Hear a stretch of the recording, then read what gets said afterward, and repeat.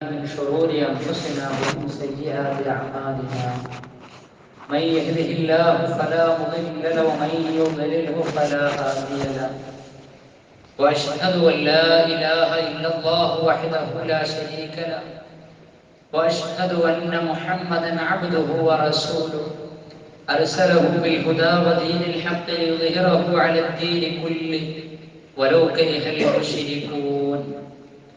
اللهم صل على محمد وعلى آل محمد كما صليت على إبراهيم وعلى آل إبراهيم إنك حميد مجيد. اللهم بارك على محمد وعلى آل محمد كما باركت على إبراهيم وعلى آل إبراهيم إنك حميد مجيد. أما بعد فإن أصدق الكلام كلام الله، وخير السنن سنن محمد صلى الله عليه وسلم، وشر الأمور محدثاتها وكل محدثة بدعة وكل بدعة ضلالة وكل ضلالة في النار. يا أيها الذين آمنوا اتقوا الله حق تقاته ولا تموتن إلا وأنتم مسلمون.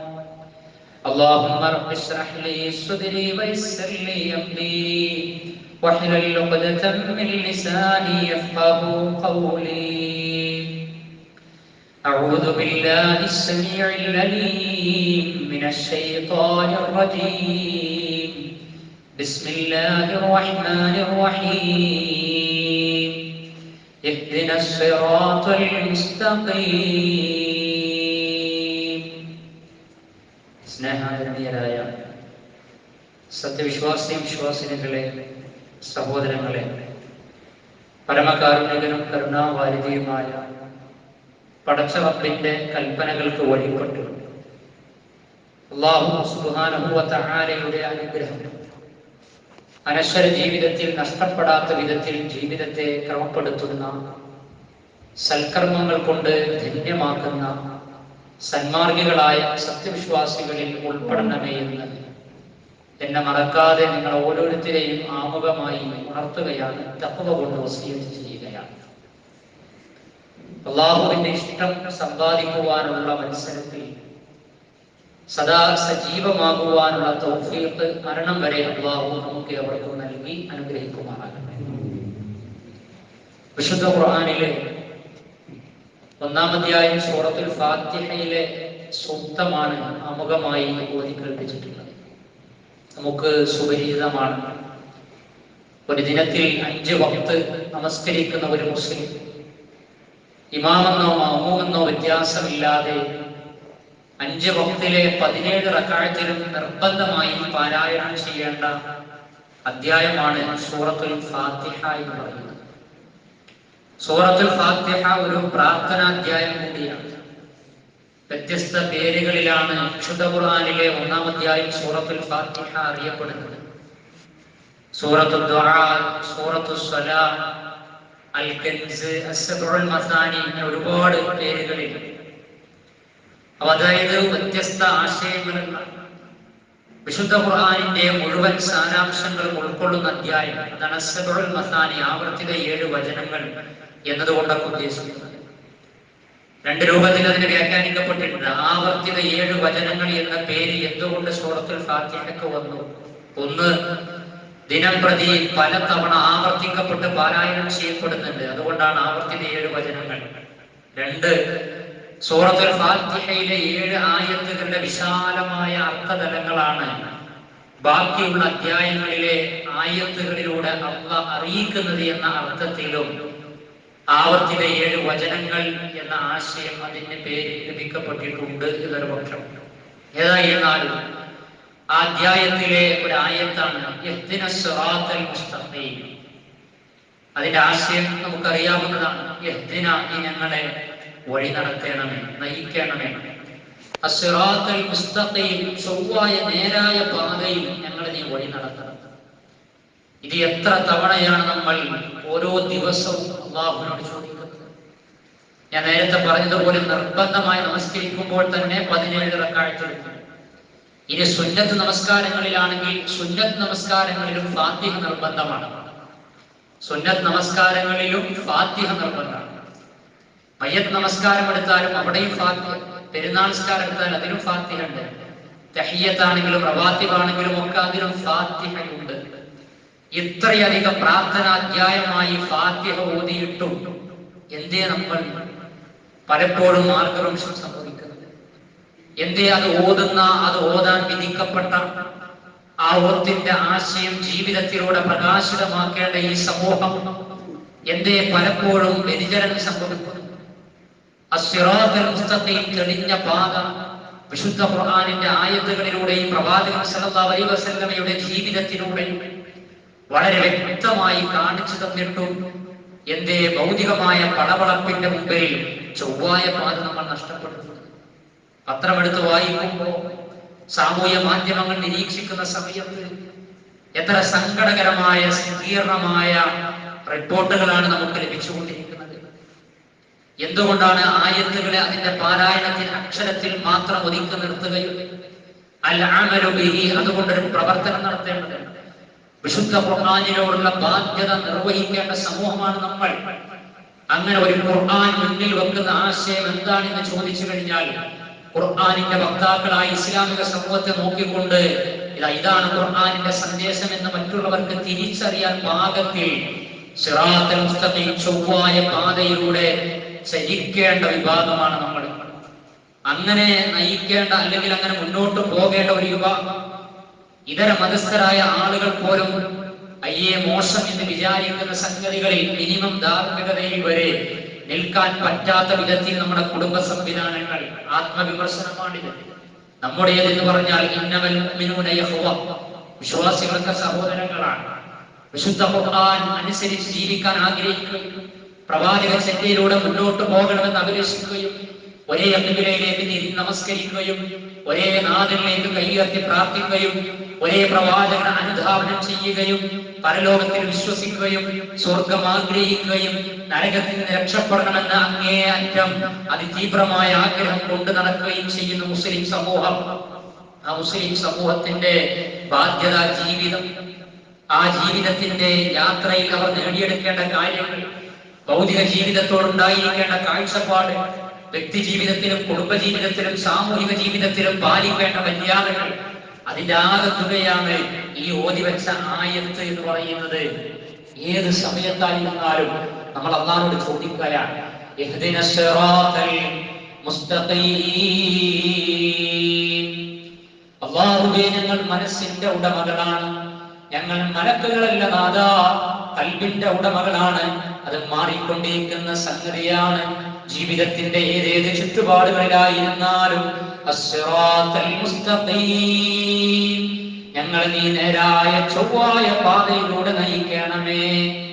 ഞങ്ങൾ നീ നയിക്കണമേ എന്നാണ് ബഹുവചന രൂപത്തിലാണ്. വിശുദ്ധ ഖുർആനിലെ പ്രാർത്ഥനയൊക്കെ പരിശോധിച്ചാൽ അങ്ങനെയാണ്. സങ്കുചത്തിൽ എല്ലാ പ്രാർത്ഥനകളിലും മിക്കവാറും നമുക്ക് എല്ലാവരെയും ഉൾപ്പെടുത്തുന്ന രീതി അങ്ങനെയാണ്. അതാണ് ഇസ്ലാം എന്ന് പറഞ്ഞാൽ.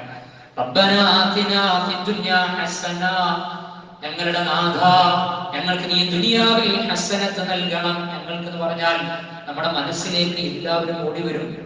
അല്ലാഹുവേ, എന്റെ മക്കൾ, എന്റെ ഇണ, എന്റെ മാതാപിതാക്കൾ, എന്റെ സഹപ്രവർത്തകർ, വിശ്വാസി സമൂഹം, എല്ലാവർക്കും നന്മ ലഭിക്കുന്ന ഒരു അന്തരീക്ഷം. റബ്ബനാ, ഞങ്ങളുടെ രക്ഷിതാവേ, ലാ തുസിഅ ഖുലൂബനാ ബഅദ ഇദ് ഹദൈതനാ, ലാ തുസിഅ ഖുലൂബനാ, ഞങ്ങളുടെ ഹൃദയങ്ങൾ നീ തെറ്റിച്ച് കളയണം. ഞങ്ങളുടെ എന്നാൽ ഞാനും നിങ്ങളുമൊക്കെ ഈ പ്രാർത്ഥിക്കുന്ന ഞങ്ങളിൽ ആരൊക്കെ ഉണ്ട്? ആ ഞങ്ങൾ എന്ന് പറയുമ്പോ, നമ്മൾ എന്ന് പറയുമ്പോ ആരൊക്കെ അതിലുണ്ട്?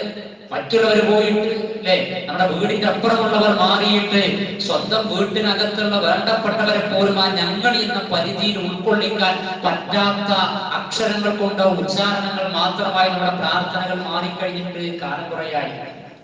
റബ്ബനാ ഇഹ്ദിനസ് സിറാത്തൽ മുസ്തഖീം, ചൊവ്വായ പാതയിലൂടെ ഞങ്ങളെ നീ വഴി നടത്തണമേ എന്ന് പറയുമ്പോ അല്ലാഹുവിന്റെ മക്കളെ ഒരു പല രൂപത്തിൽ, പല ക്യാമ്പസുകളിൽ, പല ചുറ്റുപാടുകളിൽ, പല സൗഹൃദങ്ങളിൽ അങ്ങനെ ജീവിക്കുക. വേണ്ട വിധത്തിലൊക്കെ പരമാവധി കൊടുക്കുന്നുണ്ട്. അച്ചടക്കവും സംസ്കാരവും ഒക്കെ കൊടുക്കുന്നുണ്ട്. പക്ഷെ അങ്ങനെയൊക്കെ കൊടുത്താലും വ്യതിചലിക്കാനും തെന്നിപ്പോകാനും സാധ്യതയുള്ള മനസ്സിന്റെ ഉടമകളും പ്രതികൂലമായ അന്തരീക്ഷങ്ങളും ഒക്കെയാണുള്ളത്. അതുകൊണ്ട് ഞാൻ നിന്നോട് തേടാണ്, ഞങ്ങളെ മൊത്തത്തിൽ ഈ സന്മാർഗത്തിലാക്കണമേ. എനിക്കോളം സിറാത്തുൽ മുസ്തഖീം ലഭിക്കണമെന്നാണ്. ചൊവ്വായ പാതയിലൂടെ മുന്നോട്ട് പോകാൻ കഴിയണം. മുന്നോട്ട് പോകാൻ കഴിയാന്ന് പറഞ്ഞാൽ അത് പ്രാർത്ഥനയിൽ മാത്രമല്ല.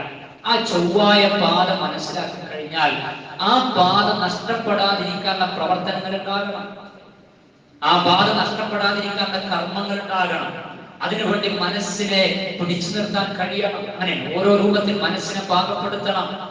നമ്മുടെ ജീവിത രീതികളിൽ അതിന് വേണ്ട കാര്യങ്ങൾ, കർമ്മ പദ്ധതികൾ വേണം. ഒരു മുസ്ലിം എന്ന് പറഞ്ഞപ്പോ ഇങ്ങനെ പ്രാർത്ഥിച്ച് മാത്രം ഇരിക്കാന്നില്ല. ആ പ്രാർത്ഥന സഫലമാകുന്ന സൽക്കർമ്മങ്ങൾ കൊണ്ട് സജീവമാകുന്ന ഒരു മുസ്ലിമിന്റെ ജീവിതം എന്നാണ്. നമ്മളിങ്ങനെ വെറുതെ ഇരിക്കുന്ന സമയത്താണ് ഓരോന്ന് തോന്നല്, അല്ലേ? ഏത് സമൂഹമായാലും ഏത് തലമുറയും എന്തുകൊണ്ടാണ് വ്യതിചലിക്കുന്നത്, മാർഗവംശം സംഭവിക്കുന്നത് ചോദിച്ചാൽ അജണ്ടകൾ ഇല്ലാതാകുമ്പോഴാണ്.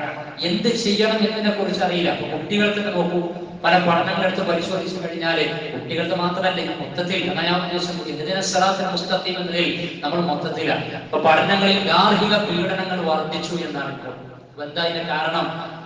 ഭർത്താക്കന്മാരും ഭാര്യമാരും എല്ലാവരും വീട്ടിലാണ്.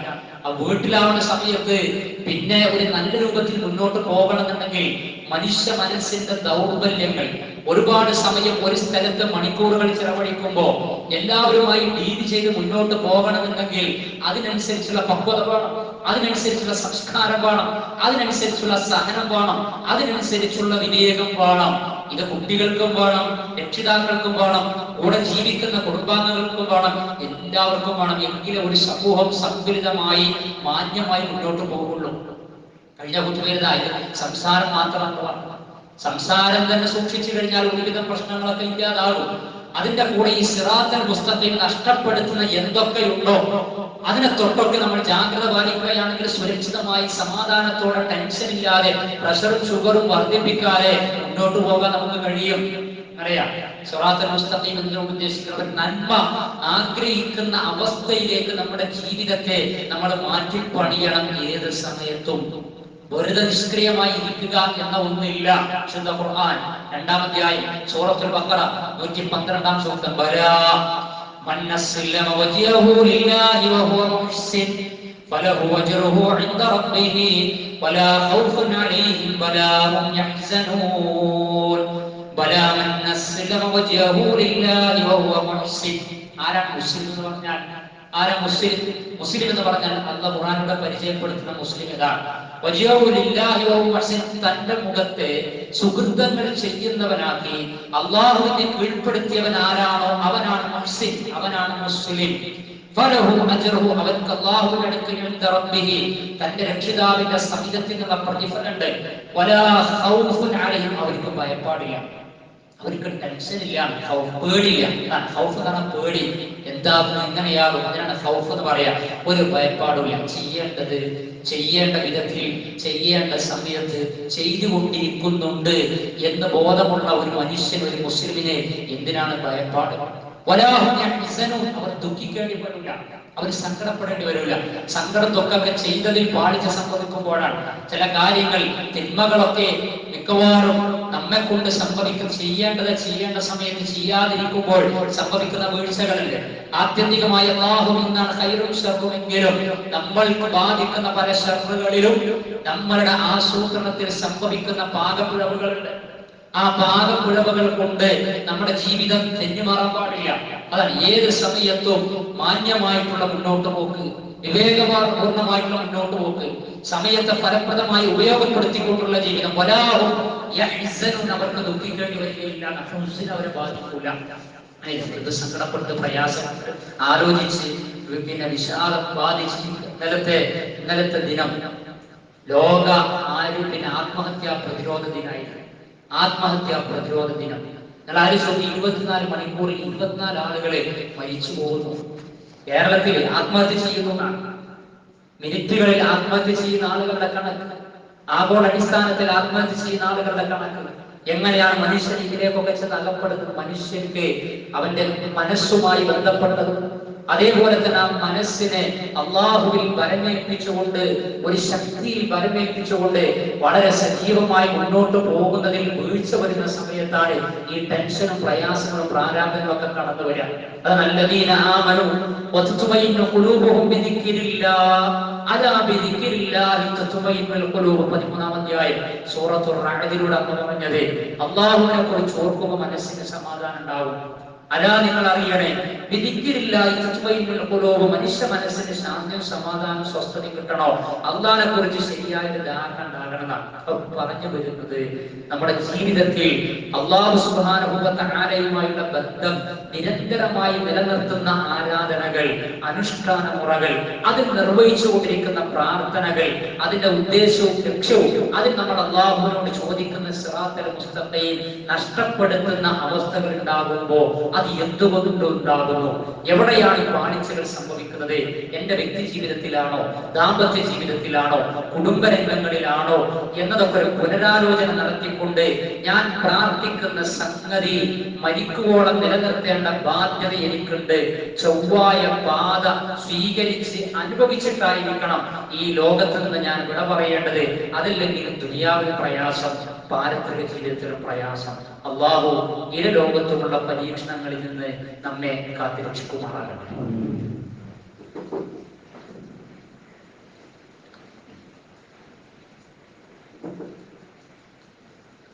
അൽഹംദുലില്ലാഹ് അൽഹംദുലില്ലാഹി الذي هدانا لهذا اللهم وهو الذي أنعمنا بهذه الهداية والصلاة والسلام على القائل بعثت لأتمم مكارم الأخلاق.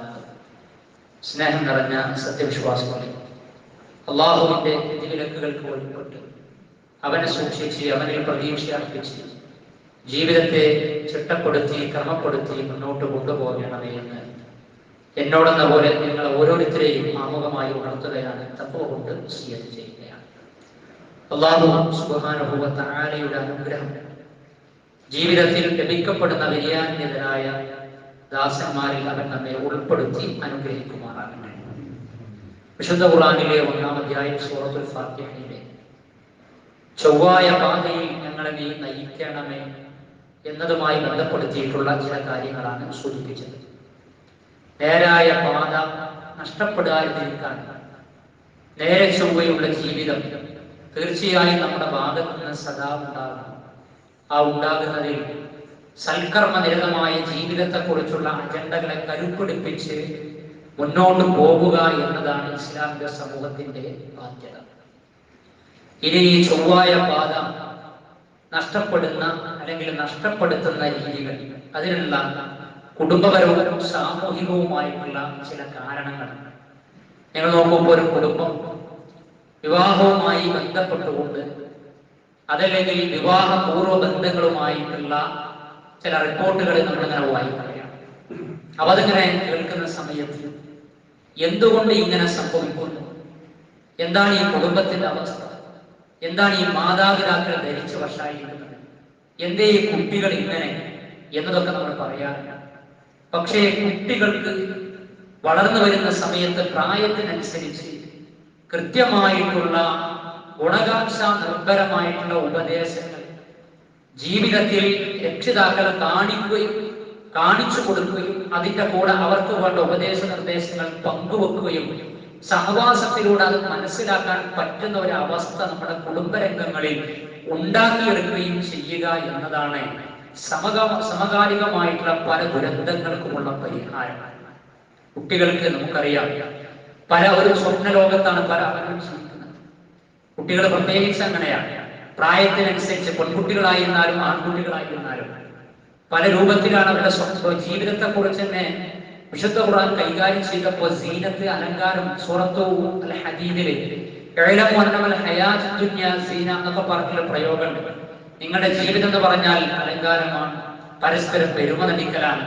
അതൊക്കെ ഓരോ വളർച്ചക്കനുസരിച്ച് മനുഷ്യ ജീവിതത്തിന്റെ കാഴ്ചപ്പാടിനനുസരിച്ചുകൊണ്ട് മരിക്കുന്നതിനിടക്ക് ചെറിയ കുട്ടികൾ മുതൽ പിന്നെ മുതിർന്ന് കൗമാരം പ്രായം എത്തുന്ന അവസ്ഥ വരെ മനുഷ്യ ജീവിതത്തെ കുറിച്ചുള്ള ഒരു കാഴ്ചപ്പാട് ഖുർആൻ വിശദീകരിക്കുകയാണ് അവിടെ.